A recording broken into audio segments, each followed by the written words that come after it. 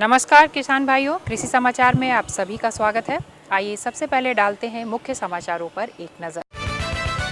धान कटने के बाद कैसे करें खेत का सदुपयोग, ड्रिप सिंचाई पद्धति से पानी की करें बचत और आधुनिक तकनीक अपनाकर वैशाली जिले के मुन्ना कुमार बने हैं अमरूद के पौधे के सफल उत्पादक।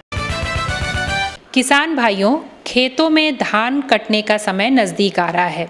दिसंबर तक आप धान की कटाई करने के बाद अनाज में गेहूं और मक्का लगा सकते हैं और अगर आप सब्जी लगाना चाहते हो तो बैंगन और टमाटर भी बीजोपचार करके लगा सकते हैं। इससे आपको अधिक से अधिक लाभ मिलेगा और आप खेत का अधिक से अधिक सदुपयोग कैसे कर सकेंगे, इस पर विशेष जानकारी दे रही हैं कृषि अनुसंधान केंद्र फुलवारी शरीफ की वरिष्ठ वैज्ञानिक डॉक्टर शिवानी। अभी जैसा कि आप देख रहे हैं, अधिकतर खेतों में धान लगा हुआ है और धान की फसल लहलहा रही है, लेकिन उसको काटने का वक्त अभी आया नहीं, क्योंकि यहाँ पर हमारे प्रदेश में धान जो है थोड़ी सी देर से लगाया जाता है। यदि जिनका समय पर बुआई हो गया है उनका धान तो नवंबर तक कट जाता है, लेकिन जिन लोगों ने बुआई थोड़ी लेट से की है उनके धान को कटते कटते दिसंबर का महीना आ जाता है। तो दिसंबर के महीने में यदि आप धान लगाते हैं, धान काटते हैं और उसके बाद सब्ज़ी लगाएंगे तो ये आपके लिए लाभप्रद नहीं होगा, क्योंकि उस समय ठंड बढ़ती जाती है जो सब्जियों के लिए उतनी अच्छी नहीं है। यदि आप अपने खेत में सब्ज़ी लगाना चाहते हैं तो वैसे खेत जो जिसकी भूमि थोड़ी ऊपरी भूमि हो और वो सितंबर के लास्ट या अक्टूबर, ज़्यादा से ज़्यादा नवंबर प्रथम सप्ताह तक यदि खाली हो जाती है तो उस समय आप उसमें अभी मौसमी सब्जियां लगा सकते हैं, जैसे टमाटर लगा सकते हैं, बैंगन लगा सकते हैं। ये सब्जियां जो हैं वो यदि आप ज़रा सा इसमें ध्यान दें तो बहुत अच्छी फसल होती है इसकी और उसको आपको काफ़ी मुनाफा हो सकता है। इसमें ध्यान देने योग्य बात ये होती है कि ये फसल जो है वो कीड़े से बहुत ज़्यादा प्रभावित होती है। यदि आप अपने फसल को कीड़ों से बचा कर रखेंगे, उसके बीज जो है उसकी बुआई आप बिल्कुल अच्छी तरह से ट्रीटमेंट करके डालेंगे, तब आपको फसल जो है वो काफ़ी अच्छी मिलेगी। और यदि आपने धान लगा रखा है तो धान के बाद आप बिना देर किए हुए अपने खेत में या तो गेहूं लगा दीजिए और या फिर मक्के की फसल भी आप लगा सकते हैं। गेहूं से अधिक उपयुक्त यहाँ के मौसम के अनुरूप मक्के की फसल होती है और रबी में तो उसकी बहुत ज़्यादा ही उपज होती है। यानी कि यदि आप खरीफ में मक्का लगाते हैं और रबी में ठंड के मौसम में दोनों समय में लगाते हैं तो आप ये पाएंगे कि ठंड के मौसम में जो आपने मक्का लगाया है वो उसकी उपज ज़्यादा होती है, क्योंकि उस समय ज़्यादा कीड़े मकोड़े नहीं होते हैं और उसको बहुत अच्छा मौसम मिलता है, जिसके कारण उसकी उपज शक्ति में वृद्धि होती है और अच्छी उपज मिल सकती है। लेकिन यदि आप गेहूं लगा रहे हैं तो किसान भाइयों ये ज़रूर ध्यान रखिएगा कि आप उसे ज़्यादा विलम्ब ना करें। जैसे ही आपका खेत खाली होता है आप रिड्यूस टिलेज यानी कि बिल्कुल थोड़ी सी जुताई करके आप उसमें गेहूं लगा दें। आजकल सरफेस सीडिंग भी हो रही है, यानी कि सतही बुआई भी हो रही है। उसके लिए भी ज़्यादा आपको हल चलाने की ज़रूरत नहीं है। थोड़ा सा हल चला के खेत को जस्ट आप तैयार करें और उसके बाद उसमें आप गेहूं की बुआई कर सकते हैं। और यदि आपके पास हैप्पी टर्बो सीडर है जिससे कि आप गेहूं की बुआई कर सकते हैं, तो आप अपने खेत में थोड़ा सा धान की जो रेसिड्यू जिसको हम मल्च कहते हैं, थोड़ा सा यदि उसका पुआल तो नहीं, मतलब स्टेम या डंठल जिसको कहते हैं, नीचे का भाग यदि आप 30 सेंटीमीटर छोड़ दें या 15 सेंटीमीटर भी छोड़ दें और उसके बाद हैप्पी टर्बो सीडर से आप गेहूं की बुआई करते हैं तो ये न सिर्फ आपको समय में गेहूं की फसल देगा बल्कि इससे उपज भी अच्छी होगी और जो ऑर्गेनिक कार्बन होता है ज़मीन में, मिट्टी में जो ऑर्गेनिक कार्बन होता है उसका भी ह्रास नहीं होगा और फसल आपकी बिल्कुल अच्छी होगी। टपकाव या ड्रिप सिंचाई एक ऐसी पद्धति है जिसमें प्लास्टिक के पाइप द्वारा पौधों के तने के चारों ओर भूमि पर या जड़ विकास क्षेत्र में टोटियों की सहायता से बूंद बूंद कर पानी दिया जाता है, जिससे पानी की प्रत्येक बूंद पौधों के उपयोग में आ सके। ड्रिप सिंचाई से 40 से 80% तक पानी की बचत होती है तथा पानी इस्तेमाल करने की क्षमता 90 से 95% तक बढ़ जाती है। मुन्ना कुमार वैशाली जिले के एक ऐसे सफल किसान हैं जो स्वास्थ्य के लिए रामबाण फल अमरूद के पौधे की तैयारी कर लाभ कमा रहे हैं। 50 से 55 हज़ार की लागत में ये लगभग 11 गुना लाभ कमा लेते हैं। दूर के खेती हम लोग बड़े पेड़ से डाँड़ को छील कर और उसको 22 दिन छोड़ने के बाद उसमें मिट्टी बांधते हैं। मिट्टी बांध के ऊपर से पन्नी बांधते हैं। पन्नी बांध के 3 महीना छोड़ते हैं।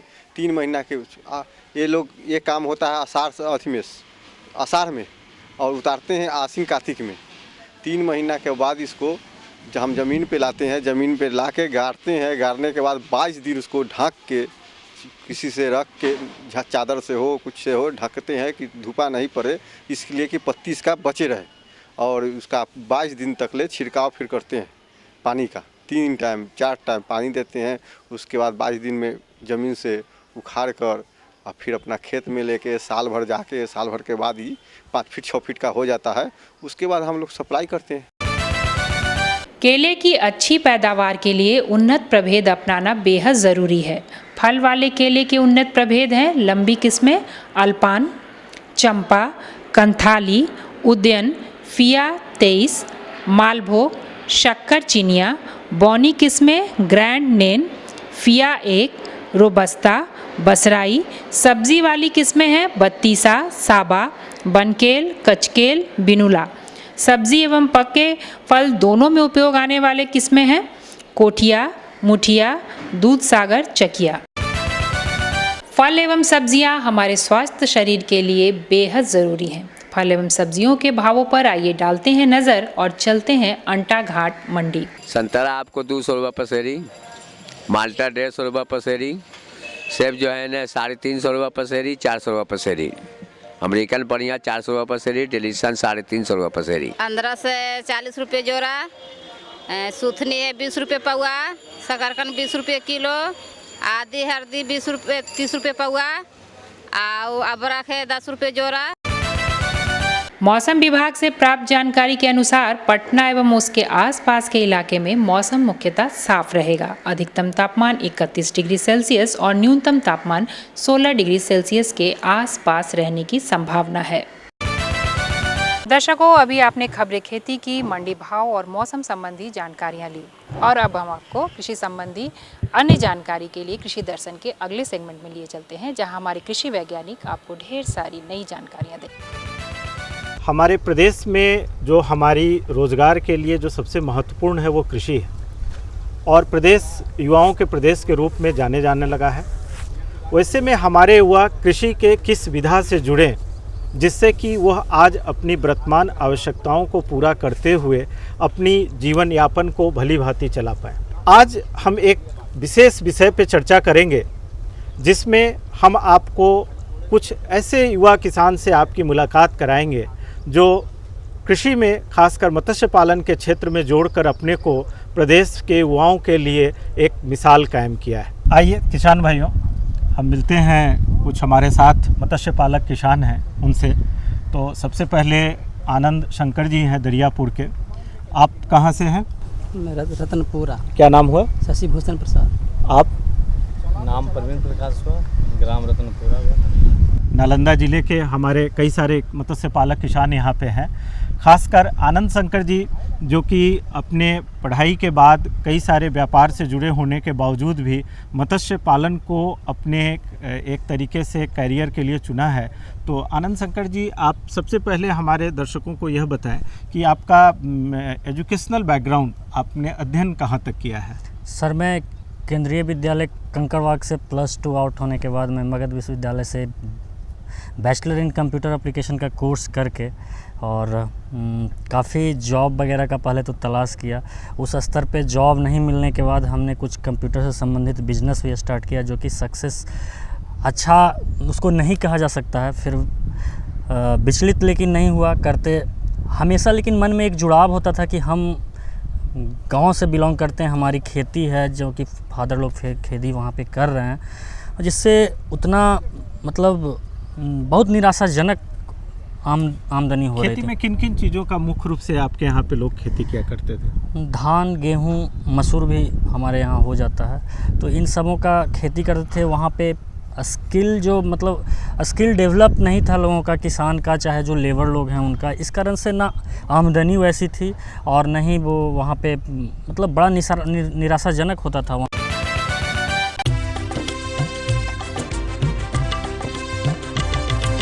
सहकारिता के बल पर विकास के लिए उठे कदम, जन सहकार की ताकत लेकर आगे बढ़ते जाएं हम। जन जन ने इस क्रांति में है विश्वास जगाया, हम सब ने मिलकर विकास का परचम है फहराया। दूर जहां सूरज उगता उस धरती से मैदानों तक, हिम शिखरों के श्वेत बर्फ से हिंद महासागर तक, श्वेत क्रांति हो हरित क्रांति या ग्राम विकास की बात, एकता ही धर्म हो अब चाहे दिन हो या रात। हिंदू मुस्लिम सिख ईसाई सबने कदम बढ़ाया, हम सब ने मिलकर जब ये अभियान चलाया। कृषि मंत्रालय भारत सरकार द्वारा जनहित में जारी। क्या करूं? हाँ मैं ऐसे ही करूंगा। हाँ अच्छा मैं जा रहा हूँ।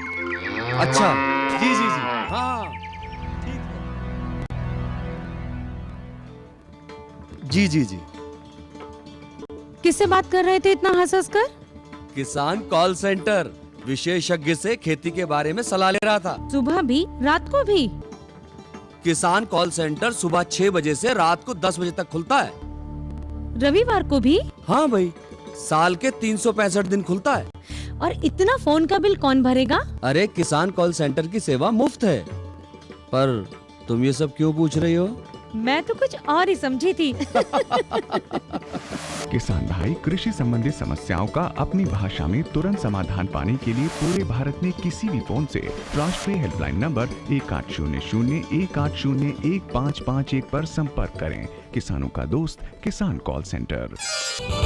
मतलब कृषि के साथ वो व्यावसायिक सोच नहीं जुड़ी थी। नहीं, बिल्कुल जो नहीं। ये लगता था कि आम तौर पे कि वो खेती करें और अपने घर गृहस्थी को चला लें, यही सबसे महत्वपूर्ण था। सर इसमें हमने पेंगेसियस और आईएमसी और उसके अलावा ग्रास कार्प वगैरह भी इन सबों का हमने खेती कर रखा है वहाँ पे। आनंद जी, जब आप मत्स्य पालन को इस क्षेत्र में चुने तो उसमें जो मुख्य रूप से अगर हम 1 एकड़ के किसान की बात करें तो उनको हम इसके माध्यम से अपने दर्शकों को यह बतलाना चाहते हैं कि 1 एकड़ मत्स्य पालन के द्वारा उनको क्या लाभ हो सकता है। तो ऐसे में हमें आप यह बताइए कि 1 एकड़ के किसान के लिए अगर वो तालाब तैयार कराता है तो सबसे पहले उसकी खर्च क्या आती है? सर तालाब 1 एकड़ के तालाब बनाने में अगर राजस्थानी ट्रैक्टर के द्वारा निर्मित किया जाए तो 1,20,000 रुपया 1 एकड़ के लिए बहुत ही ज़्यादा है। 1,20,000 में हम एक तालाब का निर्माण कर सकते हैं राजस्थानी ट्रैक्टर के द्वारा। उसके बाद जो आप ये तो तालाब बनाने के लिए और उसके आधारभूत ढांचा की जो ज़रूरत थी उसकी बात हुई। इसके बाद जब आप 1 एकड़ के लिए मत्स्य का चुनाव किए तो किन अगर आप पंगेसियस की बात करते हैं या उसके साथ आप कोई और भी प्रजाति डालते हैं तो कितनी बीज 1 एकड़ में आपने डाला? सर वैज्ञानिकों ने तो मुझे 20 से 30,000 डालने को कहा था, लेकिन पहली बार था तो थोड़ा डर अनुभव हो रहा था, इसलिए हमने शुरुआत में 13 से 14,000 प्रति एकड़ 4 तालाब में डाला और एक तालाब में मैंने 20,000 डाला एज पर वैज्ञानिक के हिसाब से। वो भी बहुत अच्छा चल रहा है, उसका हार्वेस्ट अभी नहीं किया हूँ, बाकी 4 का हार्वेस्ट कर चुका हूँ। एक तालाब में आईएमसी का स्टॉक कर रखा है हमने।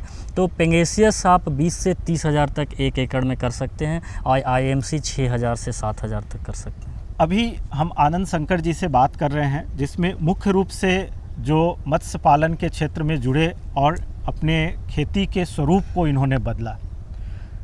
ये लगभग 7 एकड़ में अभी मत्स्य पालन के लिए तालाब तैयार कर मत्स्य का उत्पादन कर रहे हैं, जिसमें विभिन्न प्रजातियों को उसमें डाला, जिसमें पंगेसियस भी है, आईएमसी है, इंडियन मेजर कार्प कहते हैं, और भी कई सारी जो हमारे प्रदेश में हमारे उपभोक्ताओं के द्वारा ली जाती है वो प्रजातियां हैं। परंतु मत्स्य पालन के इस प्रक्रिया में सबसे बड़ी चुनौती क्या है? आनंद शंकर जी, आप जब मत्स्य पालन को कर रहे हैं तो उसमें शुरुआत में जब आप लगभग एक पूरा सीजन कर लिए तो उसमें सबसे बड़ी चुनौती आपको क्या महसूस हो रही? तकनीकी परेशानी में सबसे ज़्यादा परेशानी है कि हम किसानों को सही जानकारी नहीं है, खास करके जो लेबर क्लास लोग हैं, जो हमारे मतलब खेती को कर रहे हैं, जो मत्स्य को कर रहे हैं, मत्स्य पालन कर रहे हैं, उनको जानकारी का अभाव है, उनको ट्रेनिंग नहीं, प्रशिक्षण नहीं प्राप्त है। तो प्रशिक्षण प्राप्त ना होने के कारण वो सही ढंग से उसका उत्पादन करना और उसमें कितना दवा पड़ेगा, क्या खाना का डोजेस हो सकता है, क्या खाना पड़ना चाहिए, क्या बीमारी हो रहा है, ये सब जानकारी का अभाव होने से थोड़ा परेशानी होता है।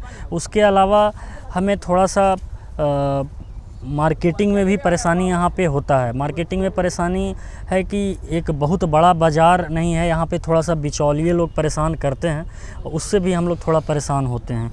ये सारा परेशानी है हमें। ये लो और बताओ। बस। अरे ये क्या भैया जी, बस इतनी सी रासायनिक खाद? किसानी छोड़ रहे हो क्या? किसानी नहीं, नादानी छोड़ रहे हैं। मिट्टी की जांच कराई है, अब तो लालाजी जितनी जरूरत है उतने ही उर्वरक खेत में डालेंगे। हाँ, किसान भाई आज ही अपने जिले की नजदीकी भूमि परीक्षण प्रयोगशाला में मिट्टी की जांच जरूर करवाएं और मिट्टी में पोषक तत्व, नमी व पौधे के विकास को देखते हुए केवल जरूरत के अनुसार ही पोषक तत्व डालें। और हाँ, मिट्टी में गंधक, जस्ता, बोरोन जैसे सूक्ष्म पोषक तत्वों का पता लगाना भी न भूलें। उर्वरक और जैविक खाद के सही उपयोग से भूमि का उपजाऊपन बनाए रखें, उत्पादकता बढ़ाएं, खर्चा घटाएं और बहुमूल्य विदेशी मुद्रा बचाने में भी सहयोग दें। और हाँ, धीमी गति से नाइट्रोजन उपलब्ध कराने वाले उर्वरकों जैसे नीम लेपित यूरिया को प्राथमिकता दें और यूरिया का पत्तों पर छिड़काव करें। अरे वाह, तू तो सचमुच समझदार हो गया रे। अधिक जानकारी के लिए संपर्क करें जिला कृषि अधिकारी या किसान कॉल सेंटर।